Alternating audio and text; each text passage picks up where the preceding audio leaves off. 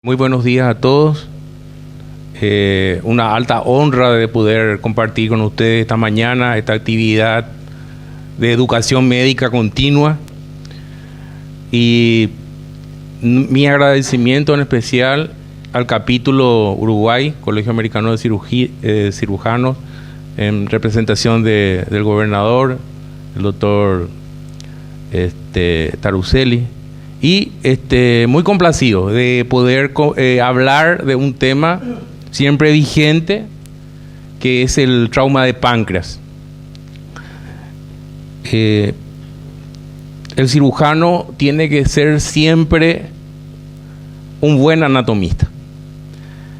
Y el conocimiento de la anatomía del páncreas es fundamental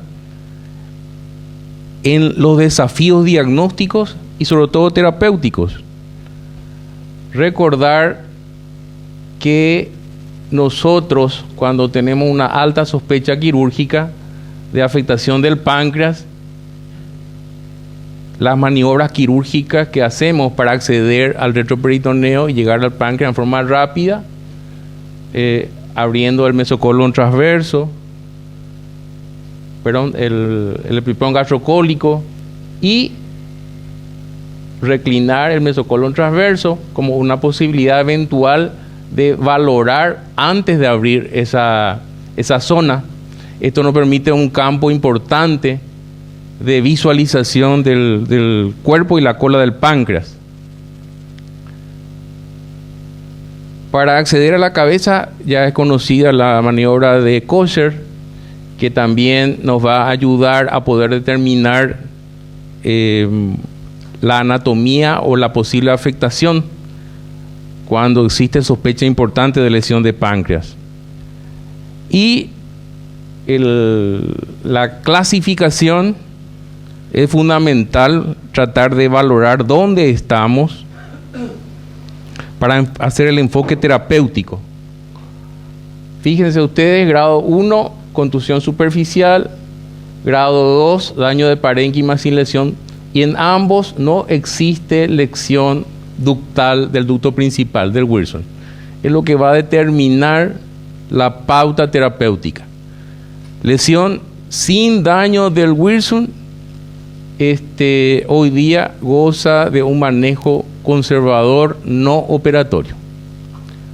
Y cuando vamos a cirugía, entonces la mínima acción acá, no hay una acción quirúrgica específica, pero el cirujano siempre deja un drenaje abdominal.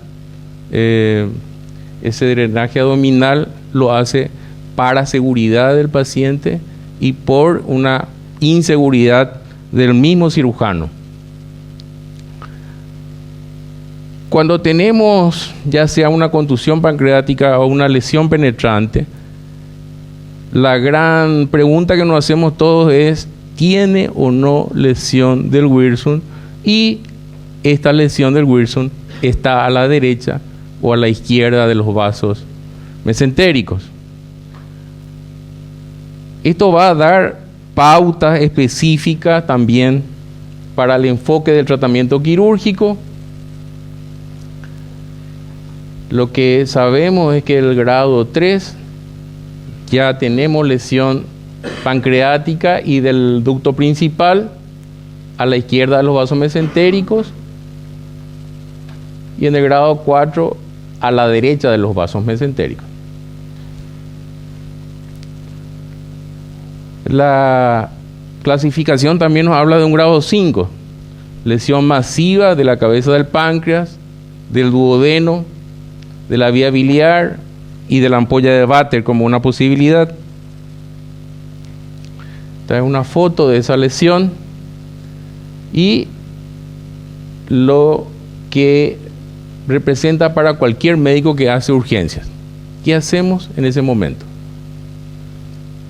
Recordar que los pacientes que tienen lesiones grado 1 y 2, habíamos dicho, ninguna acción específica y sí realizar un drenaje, evitar siempre los drenajes abiertos, el drenaje debe ser cerrado, lo ideal es tener un drenaje de Jackson-Pratt o similar para este tipo de lesiones. En grado 3 se plantea la pancreatectomía distal, que puede ser hecha ya sea con sutura mecánica, sutura manual, y siempre ver el manejo del conducto principal. Vuelvo a repetir, para seguridad del paciente se insiste en el drenaje del tejido pancreático remanente que queda, y sobre todo la preocupación del Wilson.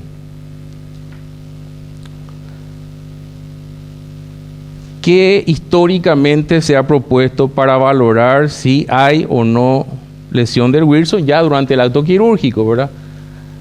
Hoy día ya no se hace la duodenotomía lateral y canulación de la ampolla del Wilson, pero sí el ATON, el Colegio Americano de Cirujanos, a través de su curso ATON, preconiza la colecistocolangiografía con azul de metileno. Se inyecta por punción en la vesícula biliar azul de metileno, y si hubiere lesión del Wilson se va a teñir esa zona. Entonces ahí confirmamos la sospecha y tenemos que encarar ya un tratamiento. Si está a la izquierda, una pancreatectomía distal; si está a la derecha, vamos a ver entonces qué hacer.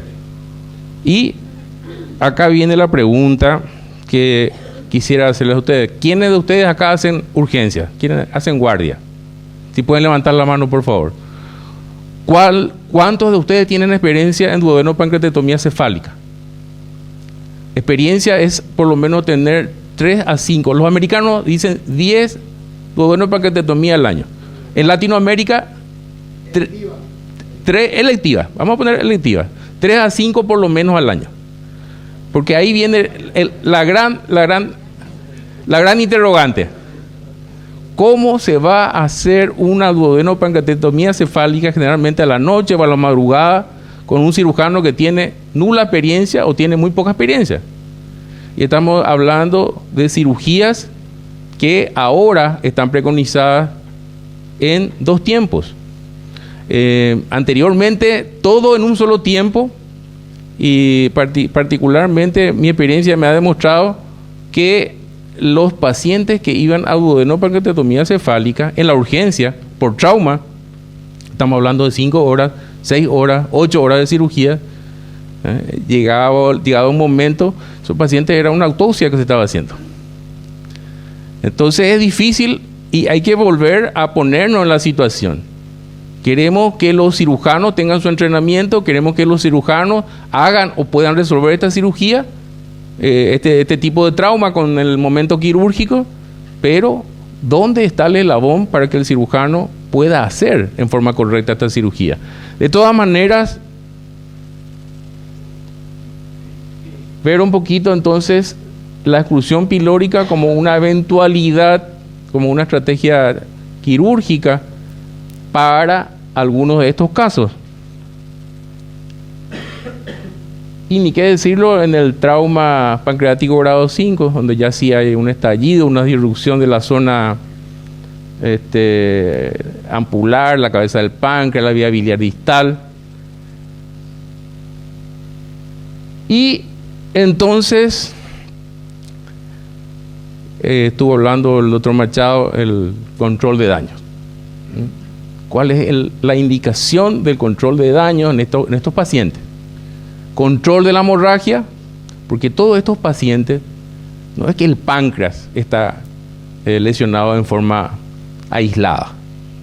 En la contusión pancreática o en los eventos de trauma penetrante hay también lesiones acompañantes. Y esas lesiones acompañantes en grado importante son lesiones vasculares. Entonces, el control de la hemorragia como estrategia es muy importante.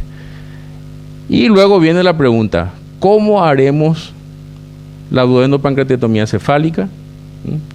Lo que mucha gente recomienda, porque acá hay otro dato importante, la mortalidad general es mayor al 20%, y dice la mortalidad asociada a duodenopancreatectomía cefálica es superior al 50%. Entonces, ¿qué es lo que se preconiza actualmente? Y quiero llegar algunos estudios. Estas son las indicaciones de la duodenopancreatomía cefálica, donde muchas veces hemorragia incontrolable de duodenopancreática es el momento del control de daño como estrategia. Lesiones irreparables del complejo duodeno-bilio-pancreático. Estamos hablando de un segundo tiempo, idealmente. Cuando hablamos de segundo tiempo, hablamos primero, debo saber en el centro quirúrgico donde estoy trabajando, existe toda la infraestructura, es posible, hay experiencia quirúrgica, hay soporte de manejo de cuidados intensivos, tengo un equipo de trabajo que va a apoyar no solamente el PER, sino el postoperatorio en esencial. Y en esos casos, entonces también uno tiene que valorar cirugía a la noche, cirugía a la madrugada, hacer lo mínimo y dejar para un segundo tiempo. Ese segundo tiempo puede ser hecho en el mismo centro hospitalario, con personas de mayor experiencia, ya en la mañana, o tal vez derivar a un centro de mayor complejidad. Entonces, hay que ver la estrategia a tomar para este tipo de casos. Cuando hay necrosis, también la opción es la duodenopancreatomía cefálica, y estamos hablando también de lesiones vasculares. Repito, control de la hemorragia como primera opción, y luego ya en segundo tiempo el resto del manejo de finalización de esta cirugía.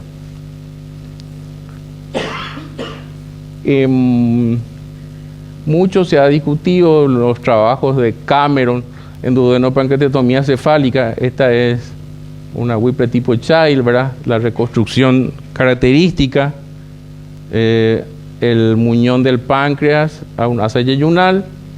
En la misma asa, la derivación biliar, este dibujo está mal. ¿Por qué? Porque generalmente también sale la vesícula y acá es el sitio de predilección.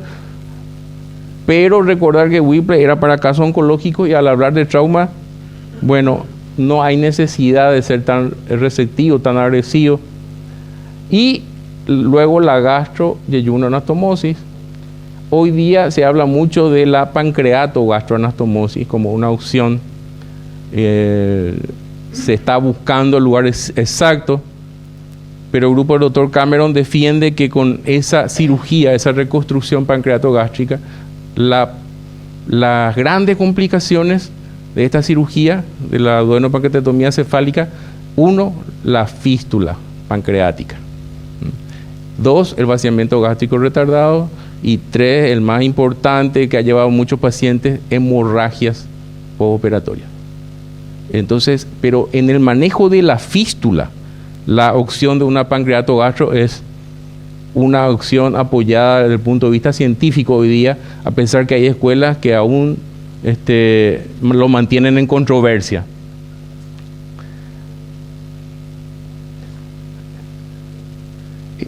Este señor, nuestro amigo Juan Asensio, empieza a hacer publicaciones y dice pancreatoduodenotomía en 2 tiempos, y reporta una mortalidad inclusive cercana al 30%.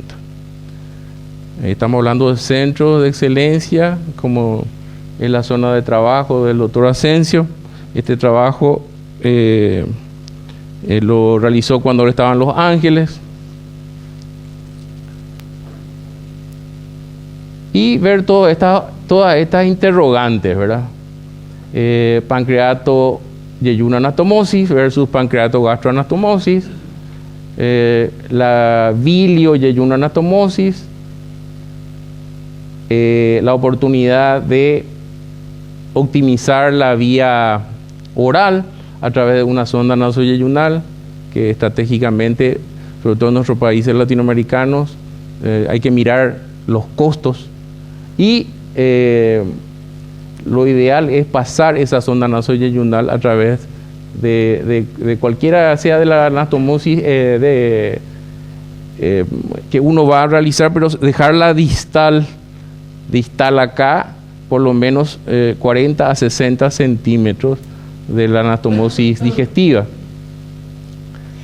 Y el uso de los drenajes activos cerrados, repito, Jackson Pratt o similares.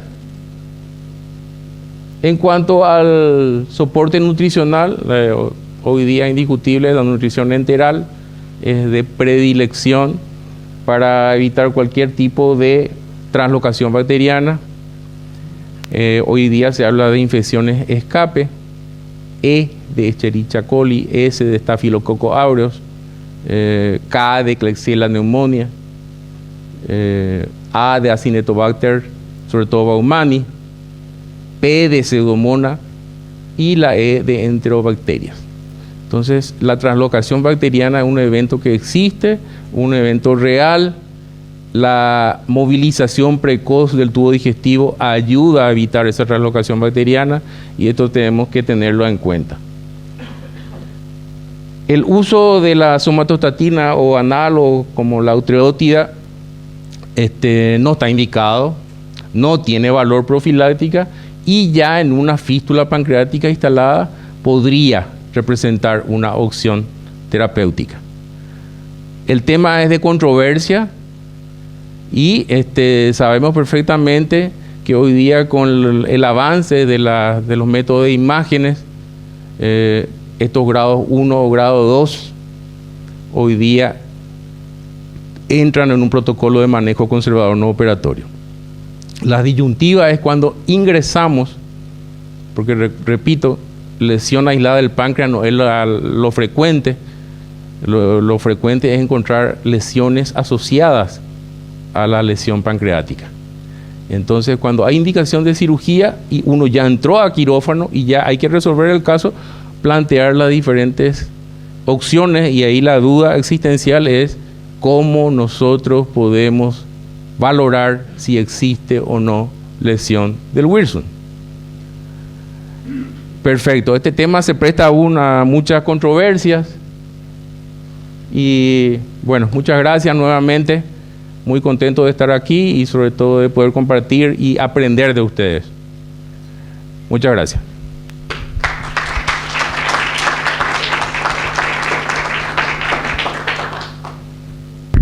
Bueno, muchas gracias, profesor Machaín. No se vaya por ahí, vamos a hacer algunas preguntas. Sí, doctor Juan Bels. Gracias. Buenos días. Si me permiten, me quedó una colgada a propósito de que fui aludido por el doctor Fernando Machado en la primera exposición. Su humildad como hombre de campo no le permite decir que cuando él llegó al Maciel ya tenía toda la chacra sembrada. Yo lo único que hice es ayudarlo a regar un poquito y nada más para que creciera todo eso. Lo cual me daba mucho placer, y mucho más placer me da el saber que con el tiempo me ha pasado por arriba y me ha dejado chiquitito. Eso para empezar. Y yendo directo a la conferencia, muy buena. Pero en cirugía de niños, por lo menos nosotros tenemos una experiencia, no voy a decir muy importante porque este país es muy pequeño como para tener grandes números, pero tenemos una buena experiencia en traumatismos pancreáticos. Los niños se traumatizan y se rompen el páncreas mucho en caídas de la bicicleta, que se pegan con el manubrio en epigastrio y se lesionan el páncreas. Y tenemos muchas lesiones de Wilson también, ¿ah? Y tenemos un manejo completamente distinto a lo que actualmente la literatura refleja y lo que acabamos de escuchar. Los primeros pacientes, el primer paciente que yo recuerdo haber operado, lo que le hicimos fue ligarle el Wilson para un lado y para el otro y dejarle 2 drenajes multifenestrados, tipo los que se usan para el cáncer de mama. Por uno le administrábamos suero y por el otro lo aspirábamos y teníamos la logia pancreática limpia permanentemente. Estuvimos ahí, hizo una fístula pancreática, hicimos otriotride, que es una droga que nosotros habitualmente usamos, y tuvimos muy buenos resultados. Pero los dos siguientes, con lesiones de Wilson también, lo que hicimos fue colocarle un tubo de Kerr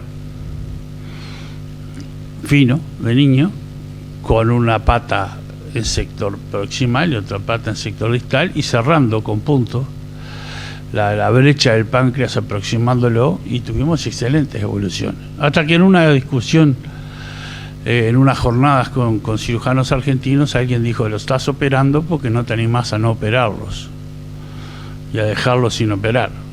Y dije, me está jodiendo, ¿cómo que no me animo? Y bueno, el próximo que vino, los siguientes enfermos no operamos a ninguno, con lesión de Wilson clara, ¿no? Y con un protocolo que no escrito, pero sí bien reglado, en el cual al enfermo le empezamos a hacer la alimentación enteral en cuanto tiene ruidos hidroaéreos por sonda, por débito continuo. El otriotride lo utilizamos. Claro, si no hay derrame peritoneal ni síntomas de peritonitis y no tiene ninguna otra lesión asociada que amerite cirugía, salvo la lesión pancreática. Y hemos tenido buena evolución. ¿Cuál es el problema de estos enfermos? Es que terminan haciendo todos pseudoquistes. Pseudoquistes que muchas veces se autocontrolan y los seguimos en el tiempo, y algunos demoran en desaparecer hasta 1 año y medio. Actualmente tengo uno que lleva como un año y 8 meses, que es el que más me ha complicado la vida porque mantiene permanentemente enzimas pancreáticas elevadas y tiene un pseudoquiste de 3 centímetros o menos. Y en otros, el pseudoquiste, cuando se ha desarrollado, le hemos colocado un drenaje percutáneo, un pigtail, y le hemos dejado el pigtail, y de repente en 2 de ellos estuvieron como un mes y medio más o menos, hasta que la fístula pancreática termina agotándose sola.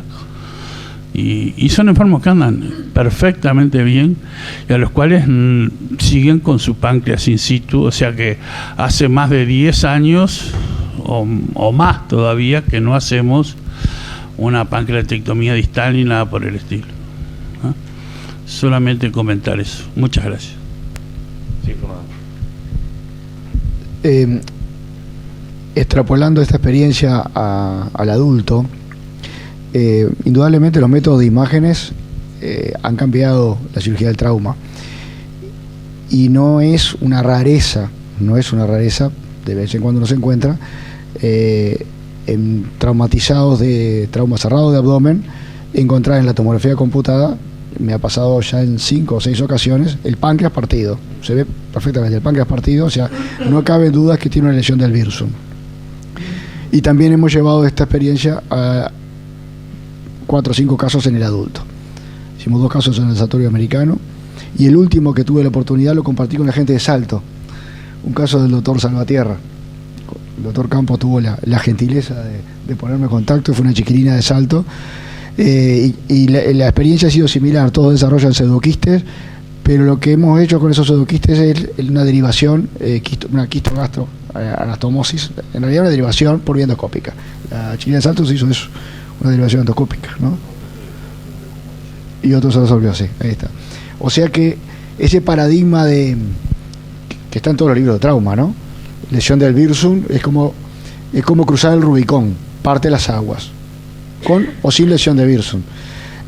Yo creo que si nuestros países que fuéramos más publicadores de cosas y empezáramos a publicar estas experiencias, podríamos poner en cuestión que hay casos en los cuales se pueden seleccionar perfectamente para tratamiento no operatorio, por supuesto, que partiendo de la base que no tienen otras lesiones asociadas, ¿no? O sea, lo que tiene es una sección del páncreas contra la columna vertebral. Perfecto, o sea, las experiencias son muy válidas, justamente, como estuvieron diciendo, esta parte del mundo, Latinoamérica, también tiene cosas que dar a conocer, y la experiencia es fundamental, solo que la experiencia, mientras no exista una publicación, queda en anécdota, y luego dentro de 5 años o 10 años, algún americano se va a hacer famoso y nosotros quedamos ahí en el fondo de la oscuridad. Las experiencias son válidas. Yo quisiera comentarles, sí, nosotros tenemos, Paraguay en este momento es el país con mayor tasa de mortalidad por accidente de motocicletas, y tenemos muchísimos casos donde el páncreas, hay traumatismo del páncreas, fundamentalmente en ese escenario, y el siguiente escenario también es la parte deportiva, fútbol y el rugby. Hemos tenido pacientes, así como ustedes han dicho perfectamente, solo que se plantea ahí la morbilidad y quedan con su pseudoquiste. Hay pacientes que recibieron una internación prolongada, hay pacientes que se han infectado, pero la solución es tratamiento del pseudoquiste, una citogastro, una citoyeyuno, depende de la altura del pseudoquiste, ¿verdad?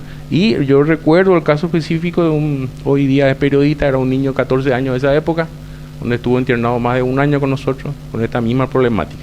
En ese caso fue accidente deportivo, jugando al fútbol, recibió una patada en el epigastro, se seccionó así como menciona el doctor Machado, era evidente la sección del páncreas.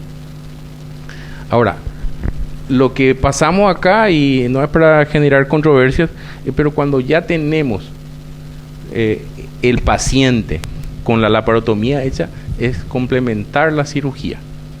Y ahí es donde la morbilidad, hay que ver qué es mejor, qué resultados vamos a tener, costo-beneficio, internación hospitalaria, etcétera, etcétera. Gracias.